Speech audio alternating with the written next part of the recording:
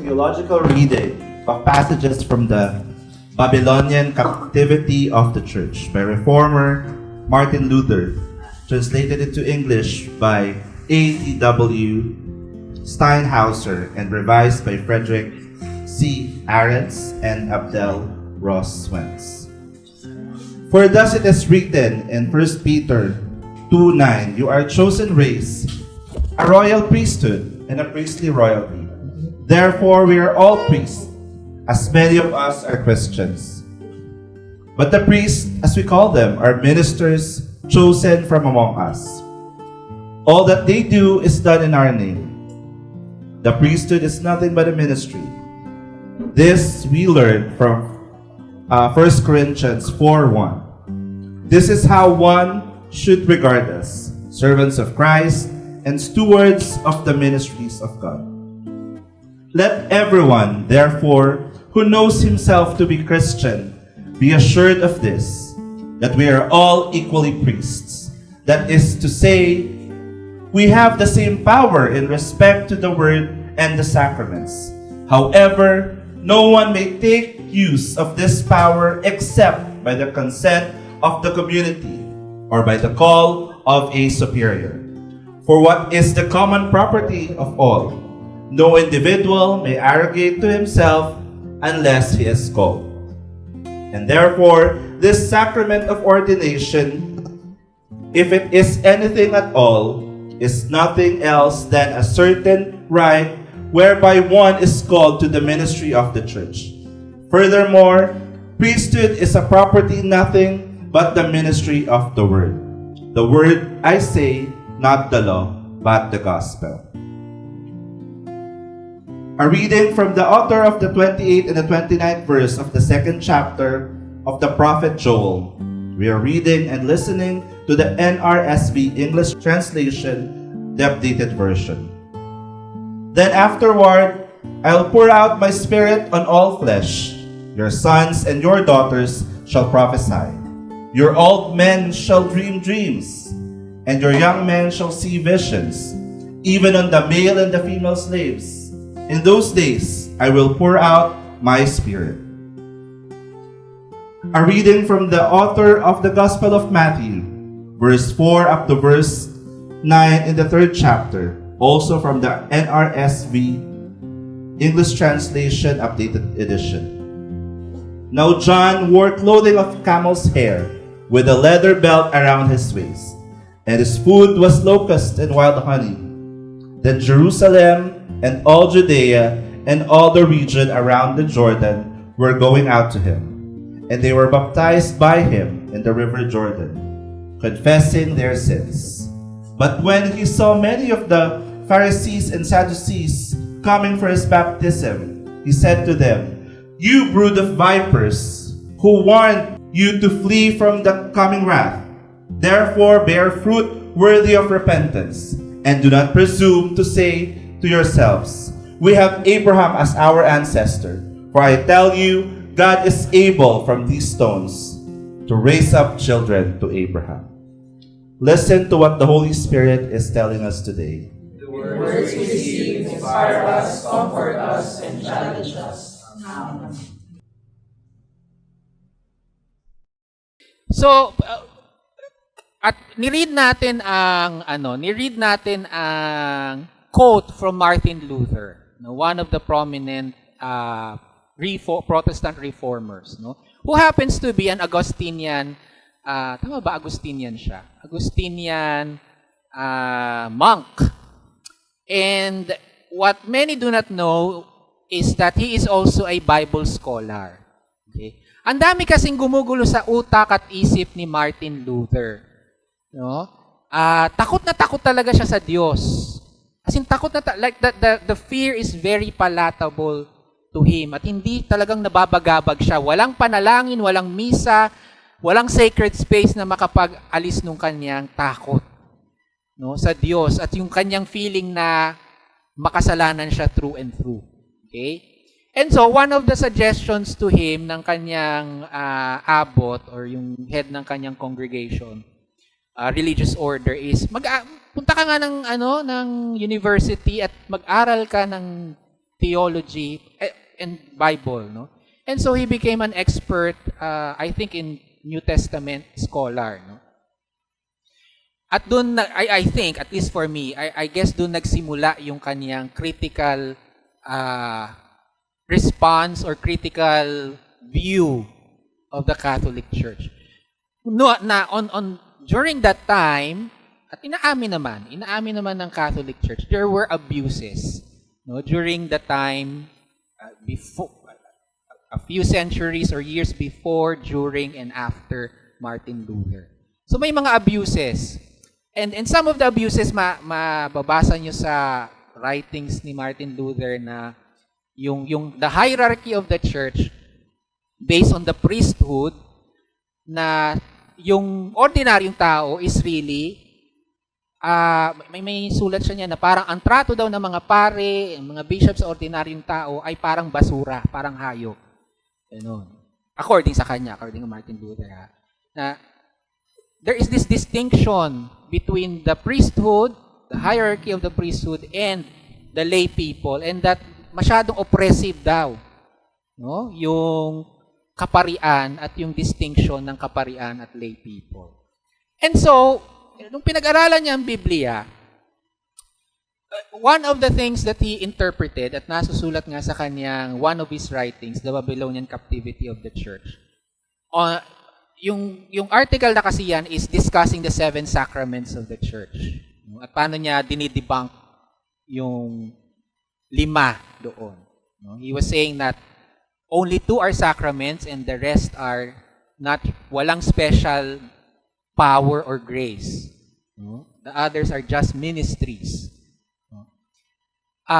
Kasi nung pinag-aralan niya yung scripture, and then later on by other Protestant scholars, the Greek word for priest, which is hieros, is almost always exclusively used in the New Testament to refer to Jesus Christ as high priest. And then the only other time that the Greek word hieros was used for people is yung sa Peter. You are, referring to all people, you are a royal priesthood. A chosen race. And so, one of the arguments is that, well, Jesus Christ actually did not try to establish a new priesthood in the way that it has developed in the Roman Church. Kasi scripturally, yung word for priest ay hindi nagre-refer to the leaders of the church. The leaders of the church were called episkopos, oversight, presbyter, which is elders, and then deacons, na actually yung minister, yung word na minister sa deacon is actually the same. If you translate deacon, that actually refers to minister. Okay? Or servant, in other translation as servant. Hindi priest, kasi meron ka specific Greek word for priest. No? So, the Protestant, some of the Protestant arguments is that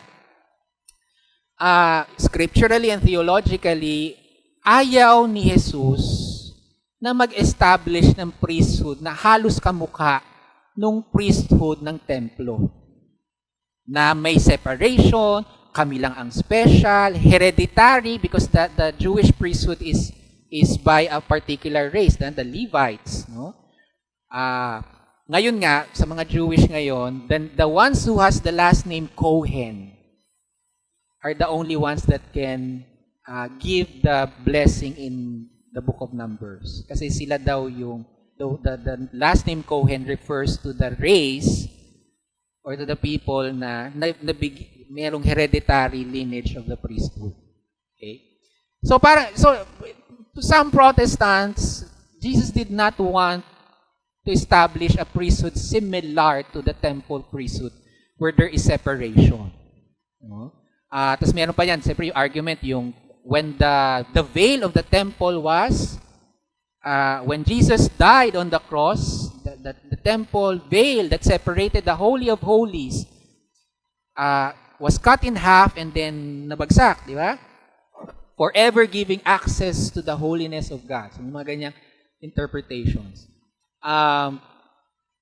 And that the argument of Luther and other reformers, manggit niya kanina, if there is anything that is with the ordination, it is not a separation of grace or any kind of special superpower, but simply a difference of ministry and not special grace. And whatever power there is in relation to the sacraments and rituals of the church, it is owned by everyone, by the priesthood of all believers, the people, the baptized, you know. So all powers of the sacraments have already been given to each and every baptized Christian.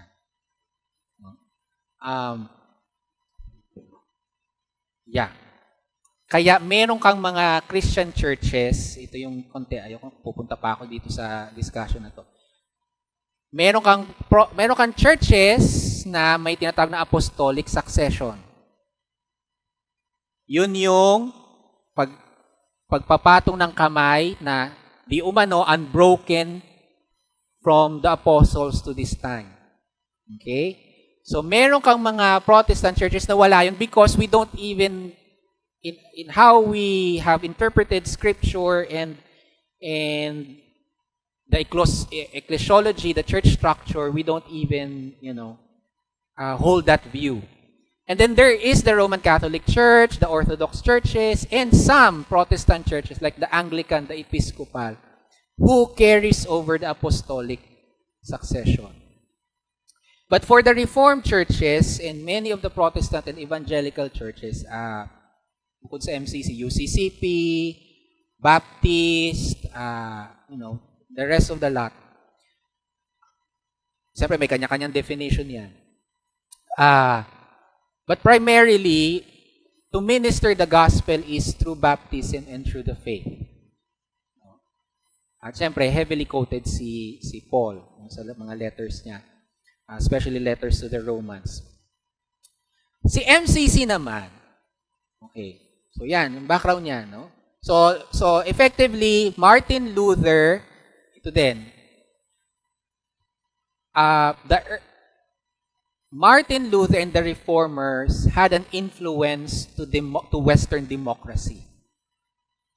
Okay, may connection ang Western democracy in the democratization of religion, of Christianity, when they effectively declared that not a special group of people have sole authority over Scripture and the sacraments. And that it is the people of God who discern, and through their discernment, call up leaders from among themselves, saying na ito ang feeling namin, tinawag ng Diyos to lead us and to exercise the leadership and the priesthood on our behalf. So may connection sa democracy. Sa MCC naman, dahil ang MCC ay simbahan ng mga iba't ibang Kristiyanong galing sa kung saan-saan, dahil mga bakla, lesbiana, trans, na sinipa sa kanilang mga simbahan, o hindi na kaya yung oppression sa simbahan nila at nagtipon-tipon at bumuo ng simbahan nila. Very early in the life of MCC, as early as the 70s and the 80s, dineclare, like what? Siyempre, nung 70s, galing nga sa iba't ibang simbahan. Sa iba't ibang simbahan, puro lalaki lang ang pastor. Parang ngayon, sakit sa mata ko eh. Diba? Wala magawa na na bless, ibang blessing si Rix eh. Diba? So in the 60s, yung mga MCC people din, galing sa mga simbahan that are mostly male, ang priests and pastors. No? At nag-emerge pa lang din yung women ordination. Halos wala pa nga, no? 60s. So kaka-establish pa lang ng MCC 1968. In the early 70s, may question na kagad, sinong pwede magpastor? Lalaki lang ba? Kasi yun yung alam nila. So as early as the 70s, they declared, no, women should be ordained as pastors and become pastors and leaders of the church very early. Kami ng bakla, yung bakla nga, hindi pwedeng ang magpastor babae pa kaya. Diba? So, early on, queer and women was legislated in MCC to be pastors of the church. And then the next question is, at part din naman yun ng practical struggle ng MCC, dahil nga nag-start siya, tapos ang bilis kumalat at ang bilis dumami ng MCC at that time, ng 70s and 80s, sa Amerika at sa Canada at sa Mexico, and even sa UK. Sino ang mga pastor mo? No? And so, looking back at their Pentecostal, Baptist traditions, kasi marami sa yung mga major traditions ng MCC na pinanggalingan Baptist, si Troy Perry, yung founder, Pentecostal, and then Methodist. Yan yung mga major traditions.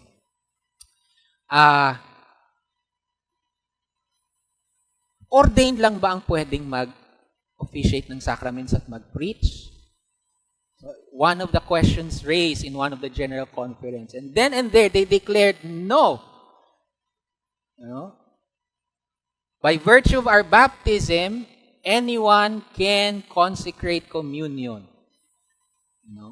It's just a matter not of special power, but it's just a matter of training and authorization by the congregation or the denomination.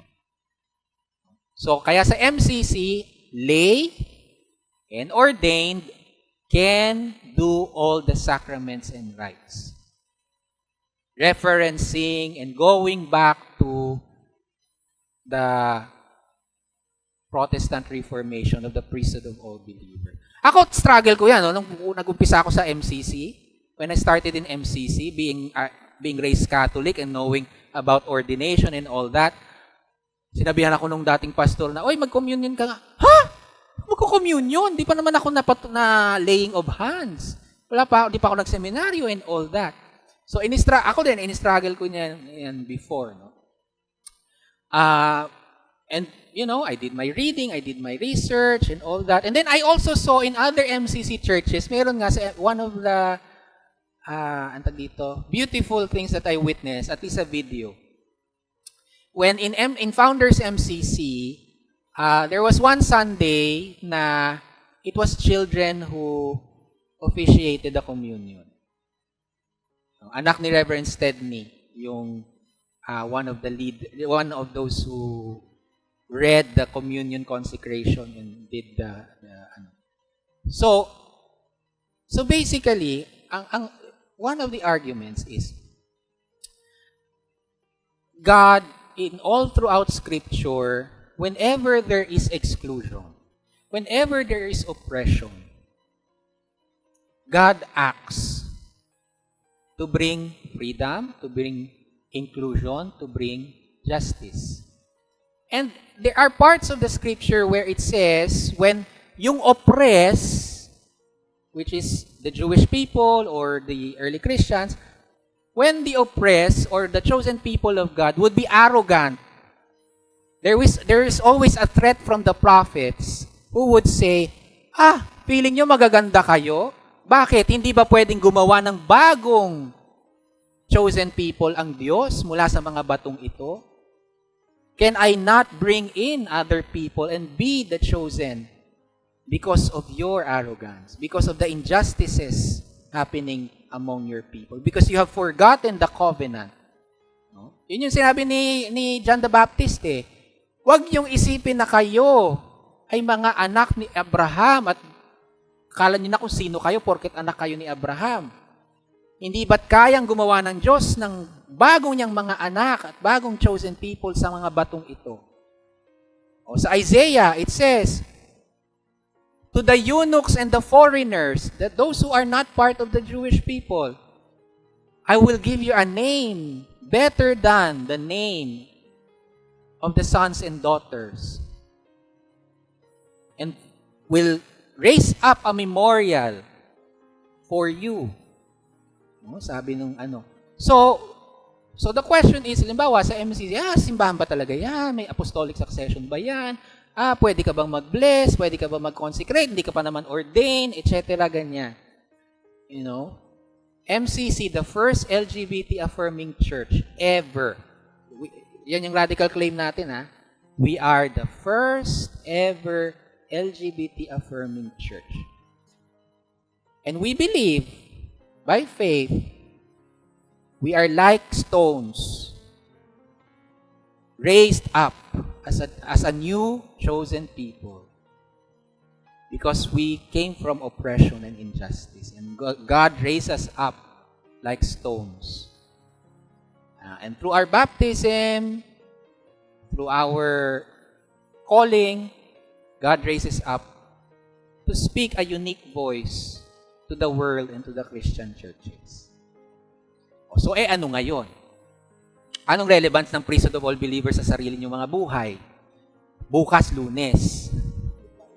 Di ba? Chinichika ko lang ba to justify itong mga inano natin? Of course. But other than that, you know, and again, you can read more about this, about the Protestant Reformation, about MCC. But what is the relevance of the priesthood of all believers? If you're a baptized Christian, and actually, turo din naman to sa Catholic, no? We all baptized Christians are priests, prophets, well, sa Catholic kings or servant leaders. Sa Protestant, we are all priests, prophets, and pastors. So lahat tayo ay may duty sa isa't isa bilang pari, bilang pastor, bilang propeta. Kahit hindi kayo in the official capacity. And what that means is that you can bless and pray for people. The question of when was the last time you have prayed for another person?